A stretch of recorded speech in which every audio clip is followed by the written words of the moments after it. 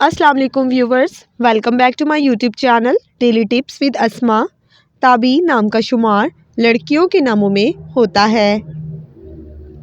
ताबीन एक इस्लामी नाम है।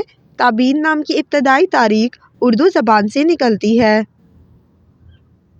ताबीन नाम की लड़कियों के लिए खुशकिस्मत नंबर 2 माना जाता है। ताबीन नाम का मतलब है मुरीद और पीर। खुशकिस्मत दिनों में सोमवार और जुम्मे का दिन शामिल है। ताबीन नाम का शुमार इंटरनेट पर सबसे ज़्यादा सर्च होने वाले नामों में से होता है। खुशकिस्मत धातों में हिंसों के हिसाब से चांदी शामिल है।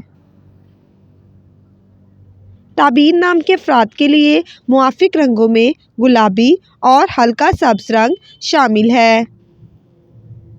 ताबीन नाम के अफराद के लिए मुआफिक पत्थरों में हीरा पत्थर शामिल है।